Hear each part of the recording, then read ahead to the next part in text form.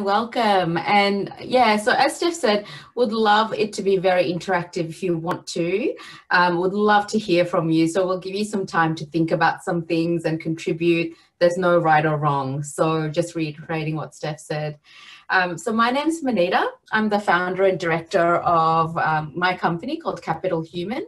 And what we do is we apply an intersectional gender lens to correct the disadvantages that the community and organizations are facing with disadvantage. Sorry, I did not articulate that well. I thought Steph was going to introduce me.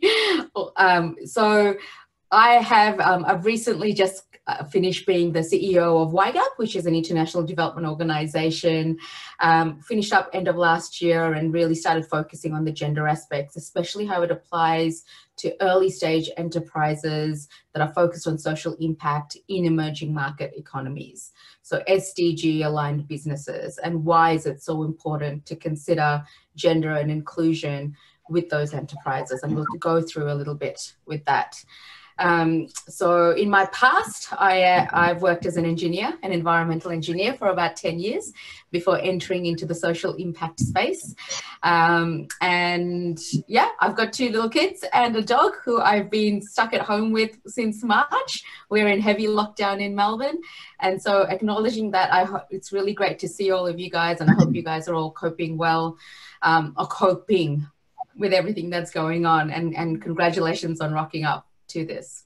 And I might also share, Manita, before you start, one of the reasons why I'm so excited to also be part of this session is because Manita brings a really interesting experience of being in the startup world, the social impact world, and also bringing gender lens and this intersectionality. And I know it's really hard, right, as a startup. I've really personally only been on this learning journey for a short period of time, but we're recognizing the importance of this in terms of building better teams, better products and services to impact the world. It's so important to bring this in. But what hasn't been clear for many startups like ours is how to actually do that, how to start shaping our understanding and to bring our teams along in the journey. So this feels like a really critical foundational skill set, not just for your startup, but for you as an individual and as a leader in your community. So I'm super excited, and I've had the chance to work with Manita on these topics on a number of programs with Australian government and in the region here in Southeast Asia, and she brings a phenomenal wealth of experience. So thank you so much, Manita, for being here. No, you're welcome, and it's an honor. And look, some of what we covered today, it might actually feel like a fire hose in the mouth. It is complex. There's a lot of things we will cover, even though it's introductory, and that is absolutely okay. Right? And it might take a day or 2 or some thinking about for it to sort of land. And that's absolutely okay, because something like this, we actually should never simplify. There's nothing simple about looking at gender and inclusion. If it was, we wouldn't be talking about it today. Right? So we will go quite deep. I'll give you some personal examples, especially in the startup space, to help it land. But please don't, if you're feeling like, oh my goodness, there's so much here and it's a bit overwhelming, great. Then I've achieved what I needed to achieve, right? Because it will land eventually. And there's always chance to connect with me and chat to me or Steph about things. So, okay, I would love to start with, I'm going to share my screen and just start with a really short YouTube clip, and I won't say much about it, but I hope you enjoy.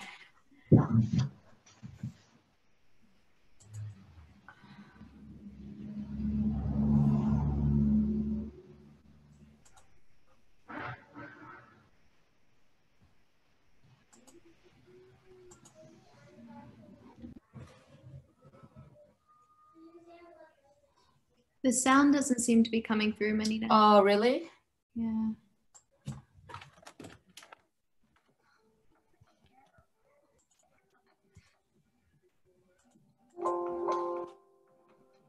Show me what it looks like to fight like a girl. Can you hear that? Yeah. Now throw like a girl. Aww. My name is Dakota, and I'm 10 years old. Show me what it looks like to run like a girl. throw like a girl. Fight like a girl. What does it mean to you when I say run like a girl? It means run fast as you can. So do you think you just insulted your sister? No, I mean, yeah, insulted girls, but not my sister. Is like a girl a good thing? Actually, I don't know if it's a bad thing or a good thing. Sounds like a bad thing. Sounds like you're trying to humiliate someone. So when they're in that vulnerable time between 10 and 12, how do you think it affects them when somebody uses like a girl as an insult? I think it definitely drops their self-confidence and really puts them down because during that time, they're already trying to figure themselves out. And when somebody says you hit like a girl, it's like, well, what does that mean? Because they think they're a strong person. It's kind of like telling them that they're weak and they're not as good as them. And what advice do you have to young girls who are told they run like a girl, kick like a girl, hit like a girl, swing like a girl? Keep doing it because it's working. If somebody else says that running like a girl or kicking like a girl or shooting like a girl is something that you shouldn't be doing, that's their problem. Because if you're still scoring and you're still getting to the ball on time and you're still being first, you're doing it right. It doesn't matter what they say. I mean, yes, I kick like a girl and I swim like a girl and I walk like a girl and I wake up in the morning like a girl because I am a girl. And that's not something that I should be ashamed of. So I'm going to do it anyway. That's what they should do. If I asked you to run like a girl now, would you do it differently? I would run like myself. Would you like a chance to read it?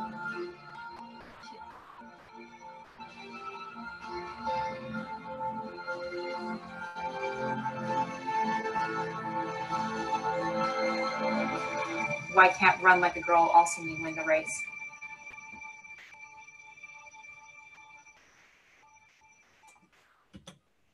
Okay. Has anyone seen that before? Yes. I've Yep. seen it. Amazing. Any thoughts? I'm just going to put this in presentation mode, and if there's any thoughts, please just jump in.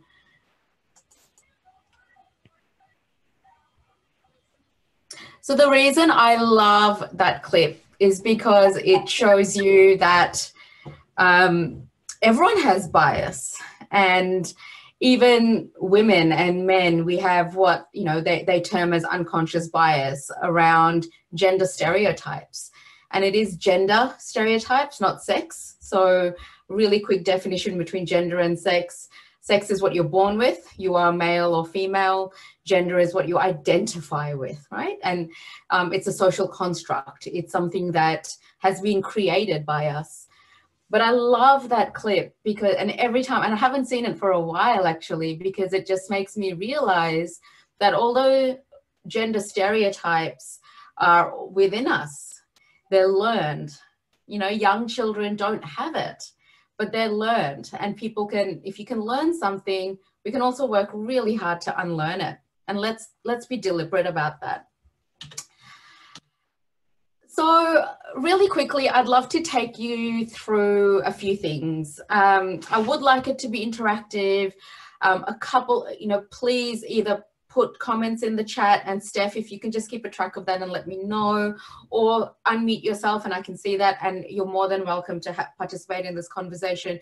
If you don't want to for any reason, that's absolutely fine as well. But none of us are experts in this, so we are all, like, we learn from each other. And every time I do a session like this or work with different partners, I'm learning with everyone. So that's a really important part. I'll take you through some key concepts. We'll also talk about why gender and inclusion is actually important to consider when we're talking about creating impact, okay? And why, as early stage impact entrepreneurs, you're in a prime position to actually accelerate gender and inclusion. And then how do we actually do this? I'd love for you all to be able to leave going, okay, you know, I want to do this right now, or I want to start thinking about this. And you should have some tools in your toolkit to start thinking about that as well. And we'll share a couple of resources with you as well. So I'm going to zip quite quickly through things, and then I'll pause on things if anyone does want to elaborate on it. Steph's keeping time for me as well, which is great because I realize on my screen now I can't see the time, but we'll get there. So it's 2020, right? And why on earth are we still so behind when it comes to gender and inclusion? To me, this is one of the most frustrating things in the world. We don't need to talk about, we all know how advanced we are in technology. We all know, you know, what we are doing in terms of science and industry and the next generation of entrepreneurs and findings. Yet people are still not women are still not getting paid enough as men. Gender is still considered to be a women's issue in so many areas. There's still such misunderstanding of concepts, and it's just not even thought about often when we talk about impact. And I'm kind of sick of it, to be honest. I'm really over it. And as I was working on it in the last 4 years before doing this full-time with Capital Human, I also have a girl and a boy, and I look at them and I'm like, I cannot imagine a world where you guys are still fighting about things like this, that you would even consider that you're going to enter a workplace where you might not be paid the same because of your gender, that you're going to be discriminated against because of your gender or your race, you know. One of the things is maybe we need to shift how we're doing things, right? Maybe we don't just talk about it, but we actually integrate it and operationalize it and bake it into systems and processes. Maybe we have to design it right from the start, because when that is done, then when things like the pandemic happens, when you're having a low with your revenue, when you lose a staff member, if something like this is baked in, then it doesn't come off the agenda in how you're running your business. It becomes just the way you think. That's what we do at Capital Human. We actually help businesses like you guys, businesses like us, government, to actually not just talk about it and do a one-off training, but bake it into their systems and processes. So it becomes something that goes through. So that's just something to think about. So as I said today, I'd love to give you an overview of how we can consider and integrate gender equity and social inclusion initiatives in your work. And I should also say in your thinking and in your mindset. So let's overview some key concepts. So I did not want to put up these definitions, but I'm going to leave them up there. But the main things I'd love for you to look at is just the headings. So really clearly defining gender equality versus gender equity. It's something important to understand. Gender equality is that's like our vision. That's what we're hoping for. That regardless of what gender someone identifies as, they have equal access to opportunities in the world. Okay, that's gender equality. Gender equity is how we get there. So it's the process on how we get there. So when we talk about strategies and initiatives, they're gender equity initiatives, they're diversity initiatives or equity initiatives. And it's important to have that difference, because if you think about it, a really clear example is if you give equal access to all genders in a particular environment, you're not considering that actually maybe they're starting at different levels. So often in many countries, including Australia, where I'm based, women are at a different starting point to men when it comes to certain things, right? When it comes to, for example, networks and the ability to come into a role and have a lot of corporate networks or funding networks or investor networks. In general, broadly speaking, women don't have that at the moment, right? We're working towards that. So if you suddenly say to them, these two equal groups, here's 20 investors that you have access to, often the men will have an added advantage because they know how to speak to them. They've got the confidence. They probably know half of them already. So there's a deeper relationship. Gender equity actually recognizes that different genders and different marginalized groups are starting at different levels and creates that even playing field and then creates the pathway to gender equality. Okay. And inclusion is about really bringing everyone together and making sure that everyone has, everyone's voices are heard. And an example I give you here is when you go to conferences or panels and you see panels and there's a huge movement to make sure panels are diverse. Diversity is one thing. So you can have a panel of 5 people and you have one man, one woman, one Black person, one Asian person, someone with a disability. That's diversity. Tick, you've done that. But inclusion means that all of them have decision-making power. All of them are actually contributing equally to the panel discussion. All of them are invited equally and inclusively. So it's really, really important to not just tick diversity and not go into actually, are we being inclusive in hearing the voices? I'll talk about Jessie a lot. So Jessie is short for gender equity and social inclusion. And how do we actually apply a Jessie lens? Well, one way I do this, and I literally do this, is I will look at an issue or a situation and I'll say, okay, if I was a man, how do I look at this? How does this affect me? If I was a woman, how does this affect me? If I was wealthy, how does this affect me? If I'm coming from a marginalized group, how does this affect me? And it's literally, you can physically imagine putting on these glasses and looking at the issue or the initiative or the project or the program based on, it's like walking in their shoes, but it's looking through their lens. So let's keep going with some key concepts. Gender lens. So what do we mean by applying a gender lens? Well, really, we're looking at the concept of power and where power sits, and in particular, privilege and bias, and how it benefits some gendered groups while it oppresses other gendered groups. And we're going to look at this in the type of work that we do in the social impact space, but most importantly, we're going to try and look at how, as impact entrepreneurs, can we disrupt these dynamics, right? And you might be thinking, how do we actually do this? Like, you know, we only have small teams, or we've only been around for a couple of years, if not a couple of months. But that's what we're going to take you through. You actually can disrupt them. But the first point is actually knowing that that's what you're looking at. Gender is not only about females, neither is it about males. I want to stress this a lot. Some of the examples we give are binary, and that is because a lot of the examples and video clips and things like that are binary. But I want to acknowledge right at the start, gender is not just about females or women's empowerment.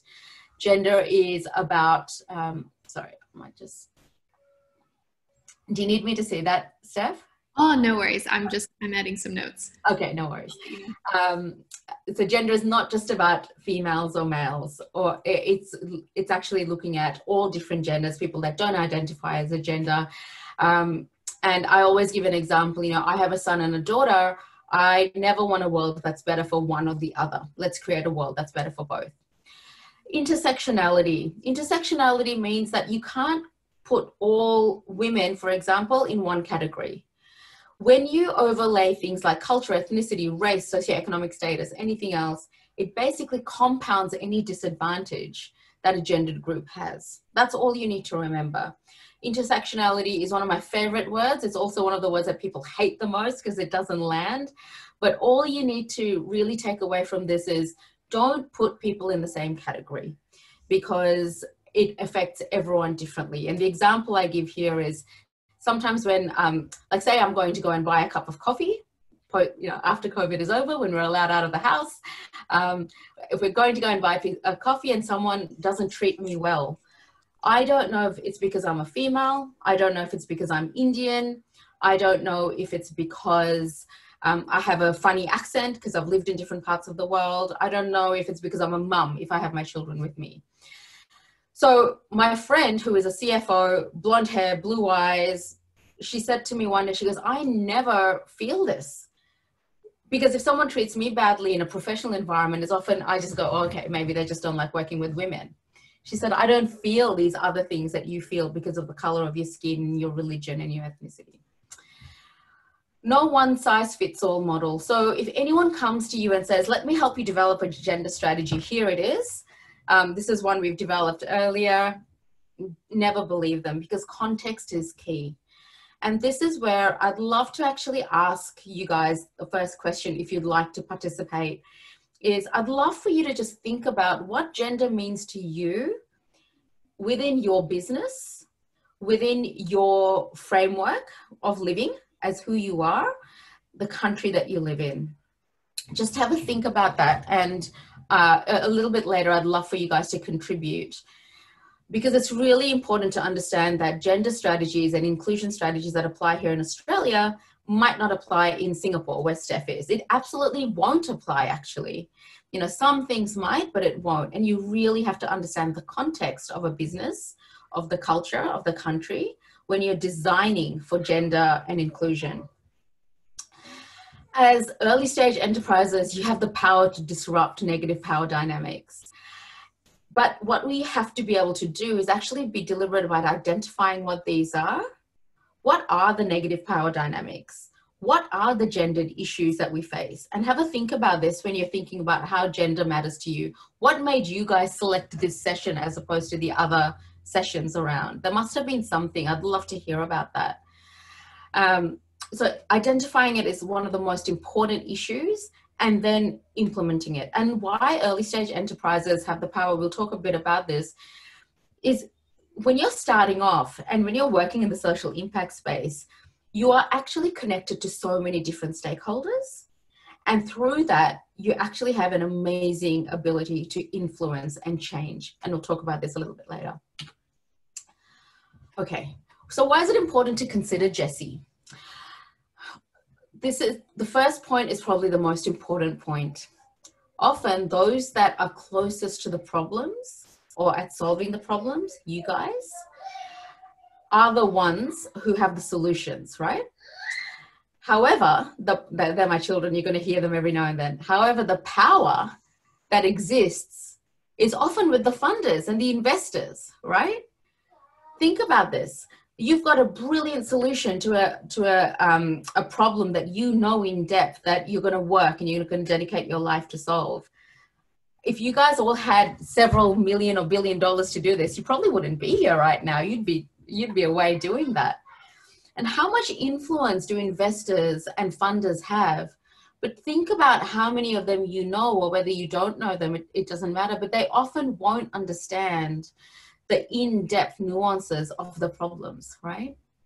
Yet sometimes they try, and I've faced this. I've come from the philanthropic space where we were 100% reliant on donors, and donors used to tell us, oh, we think you should do this. We think you should amend your model to consider this. And we're like, you can't say this. Like, I have my team on the ground in Kenya designing the solution for this, but you are here in Australia trying to influence that. It doesn't work. But that right now, that's how the world works, right? In many communities that we work in, power is very, very gendered. Here in Australia, power is very gendered. I'll give you an example in the Pacific Islands where we work as well, where, for example, in some of the countries, women don't have access to bank accounts.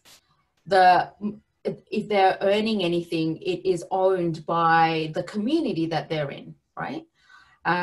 They have to have their husband or a man in the house sign off on any kind of financial transaction. That is a very strong power dynamic. When you're working as early stage enterprises, when we were looking to invest in these women, they couldn't actually sign off on the term sheets, right? We knew that if we gave them money, it was going to go to their family. These are real issues in the social impact space that we need to be aware of. Why else is it important? Well, you maximize local.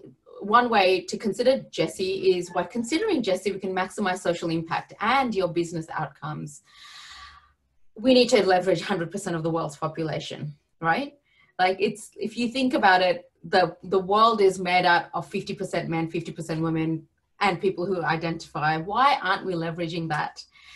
There's countless information out there that diversity leads to profitability. I don't need to tell you that.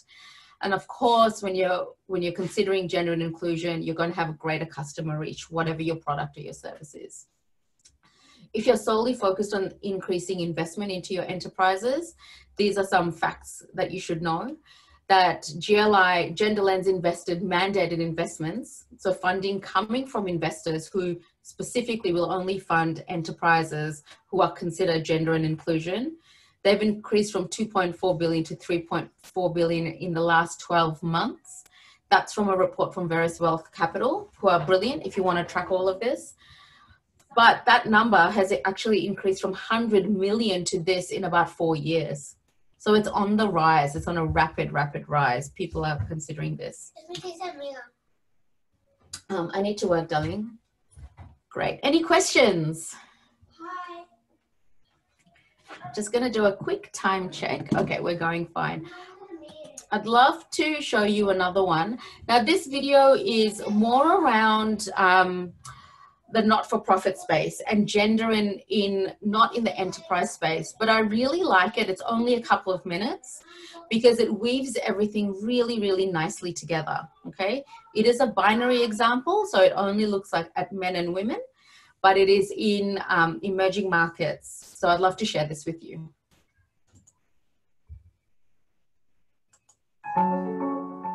Gender inequality doesn't make sense on any level. By marginalizing the rights of women, we deny ourselves the opportunity to lift millions of men, women, and children out of poverty, not to mention the chance of a just and fair world. From birth, girls and boys, women and men are expected by society to play certain roles and behave in certain ways based on traditions, religion, and other beliefs. These behaviors are learned and shape the gender norms in a society. Unfortunately, in many countries, gender norms create disadvantages for women. Often, girls are not sent to school. When they become women, they then have limited ability to earn money or realize their potential. Rural women play a major role in agricultural development. However, in many developing countries, women cannot formally own land.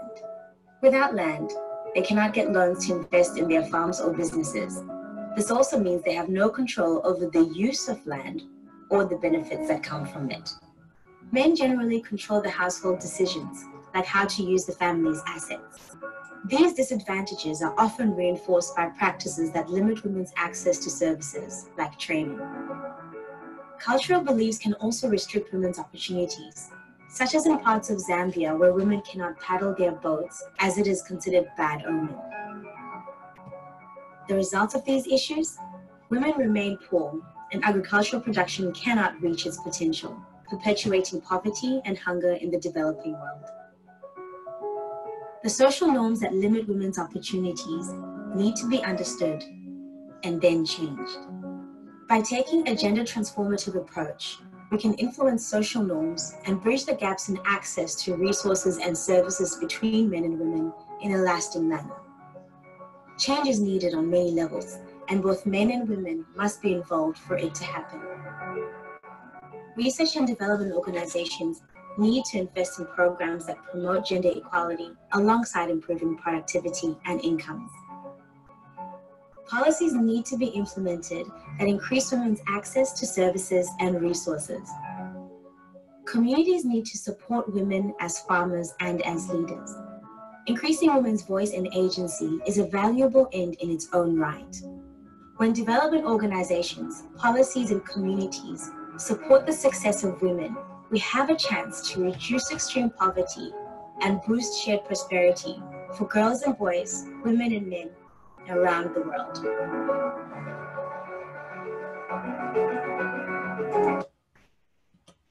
Great.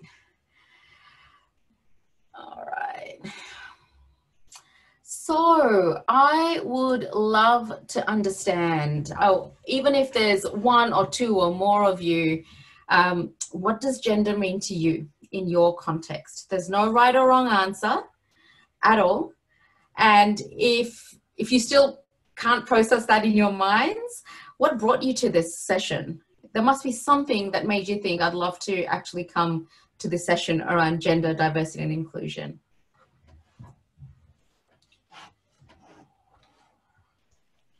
I'm happy to go.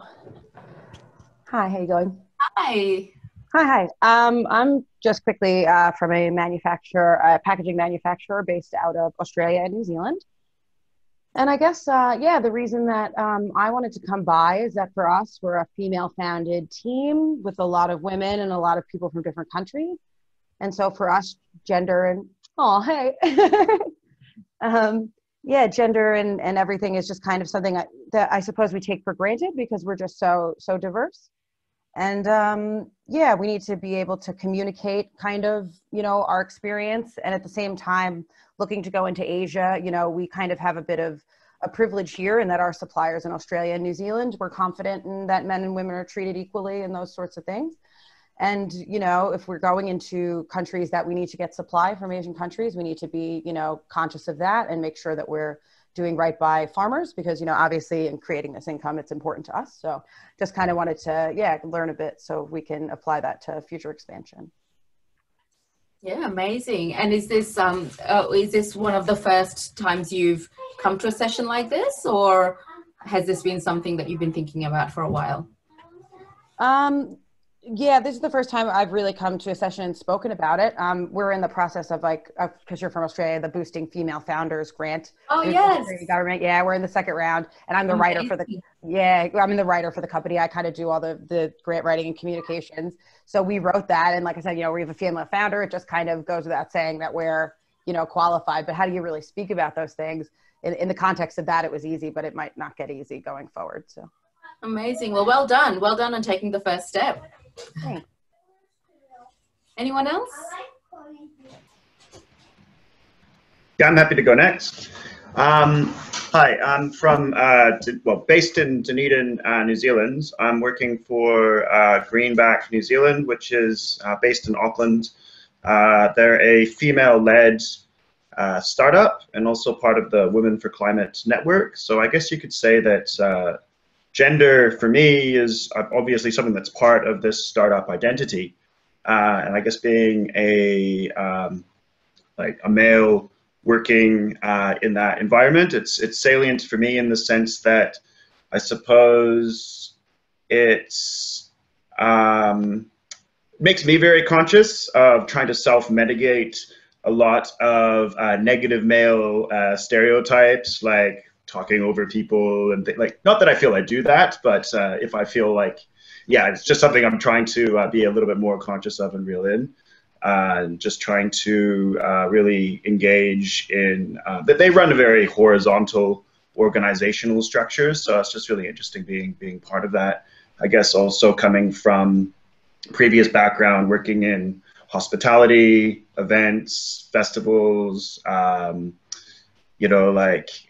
very male dominated industries. So it's but also being part of movements within those to try and increase inclusivity and diversity, but not going down the road of tokenism and things like that. So yeah, so I mean, all of those reasons are why I'm come here today. So amazing, thank you so much. And can I just say that it is one of the things I'm very deliberate about, you can't do it in a session like this, but when I run trainings for organizations and companies, I make sure that the CEOs are there, but also that I'm not speaking to a room full of women.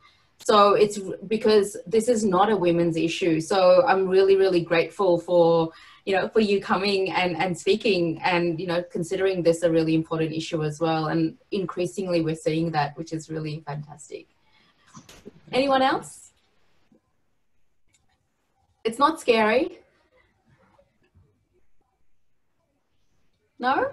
No, that's all right. Oh, wonderful. Yes. My name is Kezia. I'm from Skillful, which is an edutech. We're an online platform that focuses on giving training and certification for youth and provide them with a pathway to employment. We just launched this April, which is a very exciting kind of time for us to just be agile and just trying to navigate this new world of pandemic. But it also kind of fits with us with all kind of school transforming into online space. So we're just in that at the moment. I think with me in gender, I graduated out of uni 2 years ago and I took media. So I'm in the kind of space where a lot of people talk about gender all the time, and but it's mostly of it is like a representation and representation in media.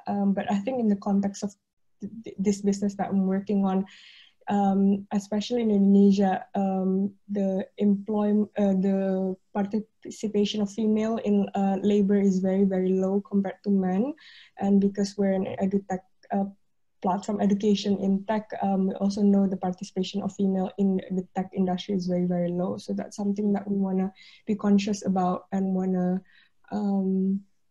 start kind of figuring out how we can integrate an inclusive strategy in our business from very, very early on, because we just launched this year. So that's from me. No, that's fantastic. And you've actually done the last bit of homework that I was going to speak to you guys about, which is, and I'm happy to actually introduce this now because I'd love for everyone to think about this, is through this, have a think about what gender means to you, right? And the reason I ask that question in every presentation that I do, in every training session that I do, is to highlight how contextual it is, how different it is depending on the country you're in, depending on the business you're running, depending on you as an individual, depending on your stakeholders, and to really honor and acknowledge that. And that is exactly why you should never have a one size fits all model. You should never trust anyone who says to you, oh, here's something, right? Because it really needs to be tailored. If you really want to create impact, it has to be tailored. So that's that first part. But what we're going to finish with and bring you to the close is, how does it apply to you? I'd love for you to think about right now, and I'm not going to hold you to this, Steph's not going to hold you to this, but what's one thing that you want to take away from this and apply to your business or your thinking right now? So we'll whiz through the rest of it quickly. And sorry, I had to bring my dog onto my lap because my kids were opening the door and she still runs out the door. So you can just see. I'll have to introduce her. Oh, this is Haley. Oh, hey, Haley. Oh, she's been the best. She's been the absolute best. Okay, let me just see. Okay. Can you see my screen, or I can't seem to move the Zoom? Oh, here we go. Yep. So again, why is it important for you guys to think about it as relatively early stage impact ventures or enterprises or businesses? Well, you can actually design for it right now, right? And if you think about it, so I was speaking to my accountant the other day, and she was saying to me, hey, Manita, try and implement this software. It's going to cost a few $1,000s. And I'm like, oh, maybe I'll do that next year. I can't really, be thinking about it. And she said, do it now. You are going to grow so quickly that while you've got 10 clients, it's much easier to implement this now than do it when you've got 50 clients and a team of, 10 or more. And that's exactly why you should think about this now at this stage, because you can design for it. It is so complex and these things take time. So if you do this at the outset, at the design stage, at the early stage, you're creating that mindset early, and it's going to get woven through the rest of it, the rest of your business as you grow.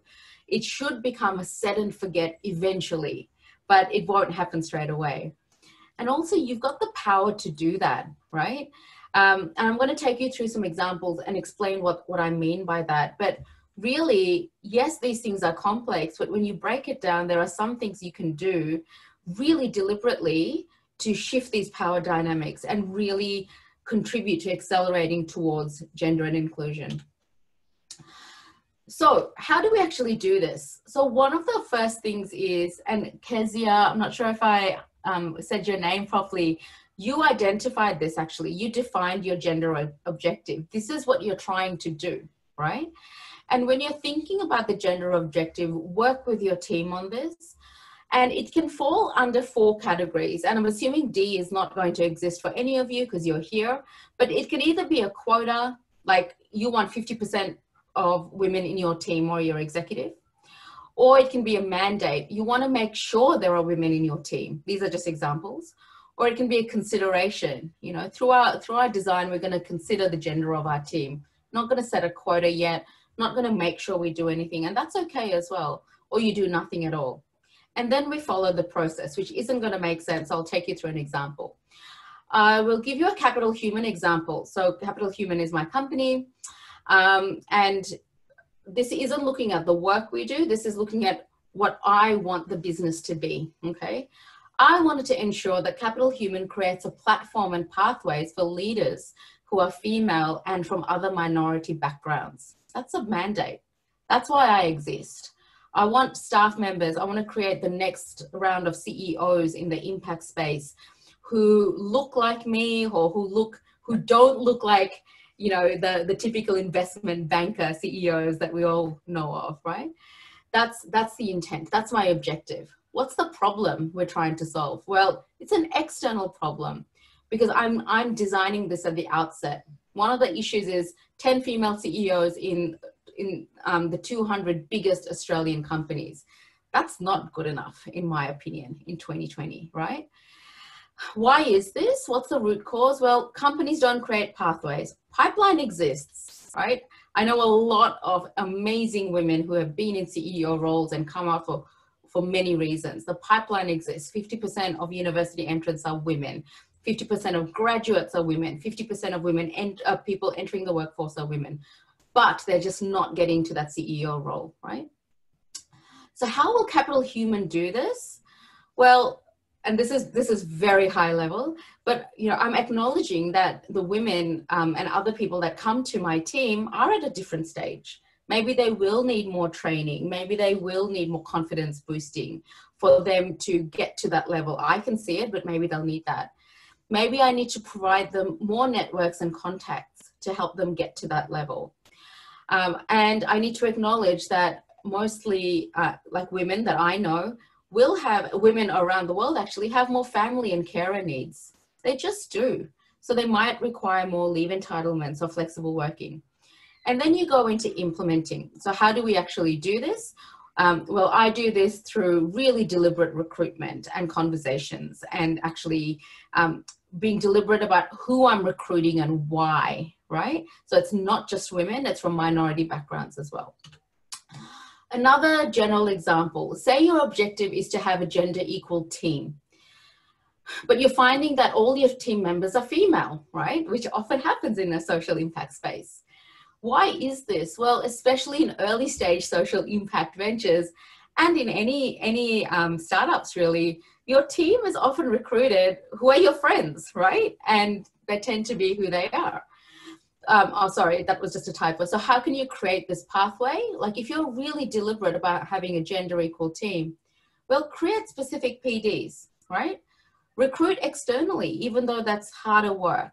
And be really, really deliberate. Like don't stop until, if you've got a team of 10 and you've got 10 women and you really want to make that gender diverse, make sure that the next 5 hires are men or other people who identify as other genders, right? Be really deliberate about that, which takes time, which takes education, which takes commitment, but you can do it. You guys are running your businesses and your enterprises. You can start designing for this. So practical steps, what are some of the things that you can look at? This was a lot of information, I know. There's a great resource that Steph was actually part of as well, which is it's called the GLIA Toolkit, the Gender Lens Incubation Acceleration Toolkit. It's free, it's downloadable, you can look at it. It is designed for intermediaries, but, and I was going to say, I know what's in there because I wrote it with the team, with Steph and Audrey and a few others. You can use a lot of the principles in there for yourselves, right? For your own mindsets, for your organization, on how to work with stakeholders, how to reach out to customers. The audience for the toolkit is intermediaries, but the concepts in there you can leverage. And at the moment, it's there and you should use it. It's a beautiful, beautiful piece of work. Reach out for external expertise. You know, you don't, at a certain point in your business, you won't do your own accounting. So why would you do something like this? So we do work like this, but there's lots of other organizations. And really fantastic individual consultants from all the countries that you are in that will provide this kind of advice. You might not be able to afford some of the top tier ones, but you know, if you start following them on LinkedIn, there are some amazing ones that they just give out information, and it's really good to think about. Reach out to me. I'm happy to talk to you guys about this as well, because this stuff excites me. And I know the power you guys have to be able to do this. So a high level process, define your objectives with your team. Look at each element of your business, your governance, you know, who's leading the team, if you have a board or advisors, and how it's affecting it at that level. Look at your operations, look at your product and your services.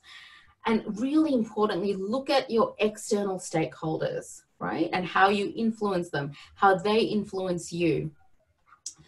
But one of the first steps before doing all of that is, I can't even move this, sorry, is to identify the problem against your main gender objective, and then commit and operationalize. Committing means not just one person dedicating themselves to it, but your team as a whole to bring them on the journey. Commit some funding to it. You guys know this. When you put money against something, you make sure it happens, right? And it's a really important thing to consider. And operationalize it. And that really means that tailoring it to each element of your business. Don't just keep it at the governance level. Don't just keep it at what you're going to charge your customers as the fees. Really think about it. Integrate it into policy, integrate it into your system. This takes time. I'm still doing this with mine. I'm still working. I've been working for 8 months with 3 tech companies on this.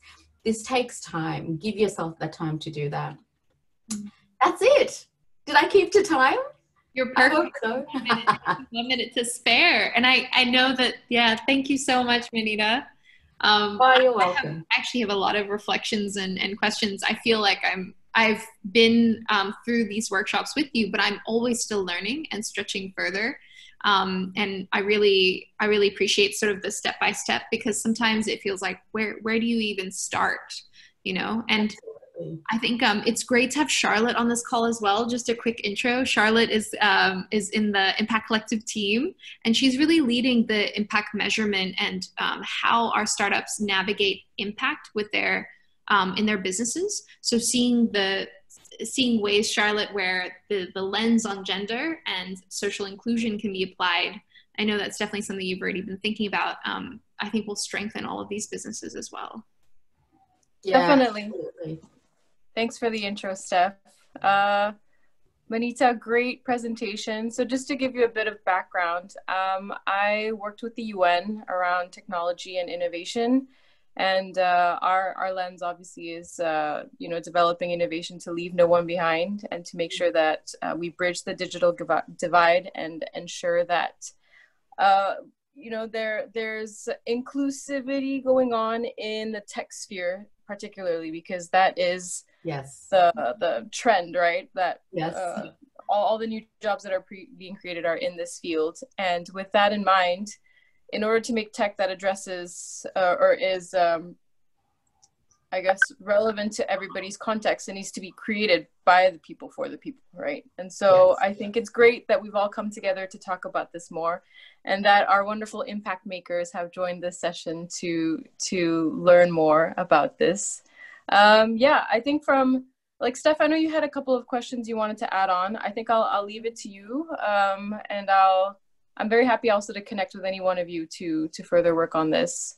Yeah, absolutely. And I know we're at time, so if you do need to transition to your next session or take a break, free. But Manita, if you still have a couple minutes, I'd love to hold this space and actually hear what your challenges might be, or some ideas around operationalizing, and how you might actually design it into your work. And this can be a little mini sort of brains trust to help you work on maybe a challenge you've already been thinking about, if you have already.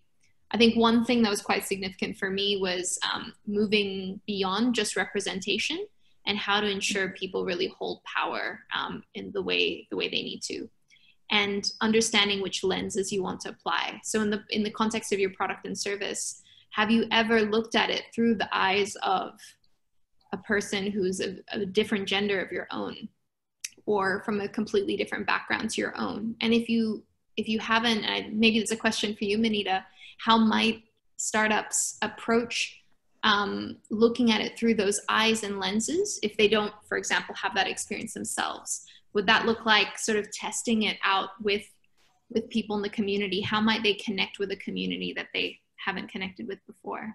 Yeah, 100%. And this, I'll give you how I've done it. When I started working in this space, specifically in the gender space, and really focusing on gender around 3.5, 4 years ago, one of the first things my husband said to me was, and please excuse my language, it's a very Australian saying, but he said, Manita, don't piss off the men. I was like, what?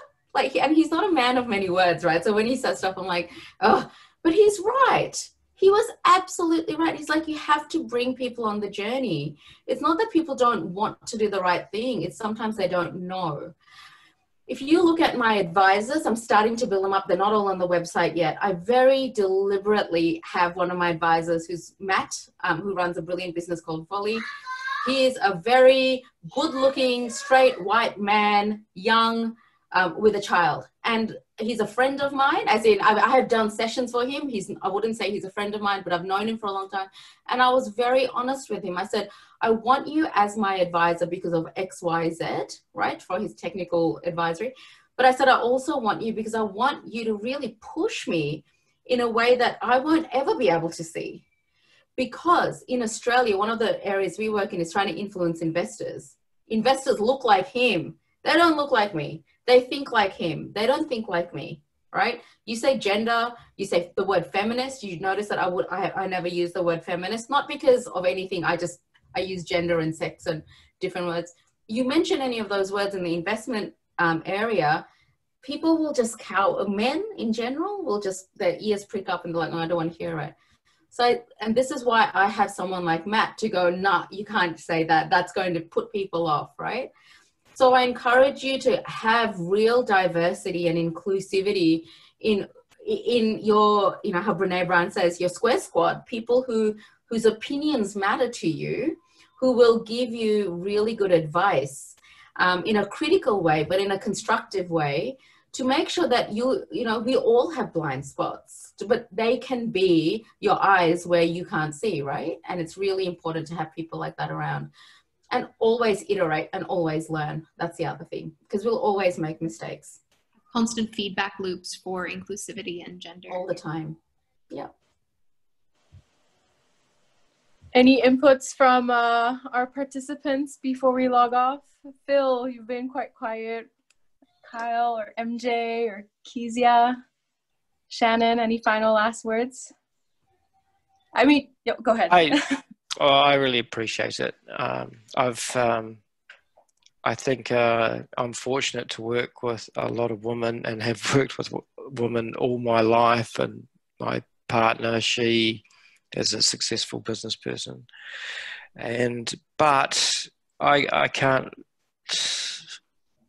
have that perspective. I can't understand that perspective is broadly accepted beyond the bubble that I live and work in.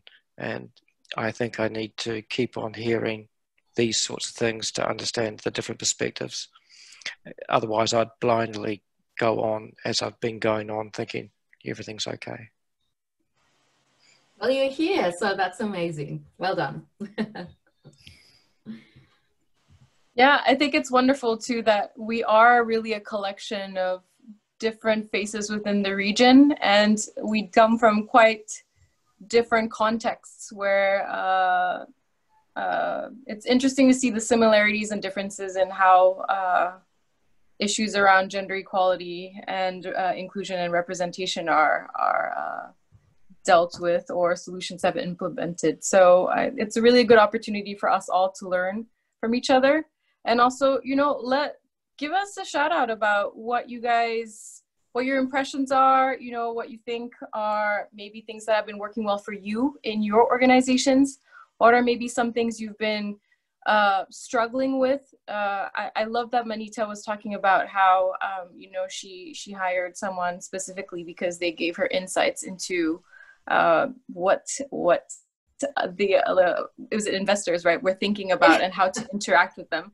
And so these are just things that I think are implemented that maybe we don't necessarily think of when you're working on your startup, but they're good, concrete ways that we can already, I think, start to build like a little resource kit to hand out to all of our different community members. Just like yesterday, it was really great to see how all of you were jumping onto the chat while we had our presenters going and just sharing resources and examples that were relevant to your startup. And really making sure that, you know, we're giving back what we can. And in that way, we're all going to be getting something in return. Absolutely. Thanks, Charlotte. Yes. I've linked the toolkit that Manita referenced as well, so we can add that to the ICC channel. And no bias with that one. It's so good. Now that we also have the language around talking about gender inclusivity and intersectionality, let's bring that. I hope that we can be more open in sharing our experiences and helping one another through this. Definitely just having the language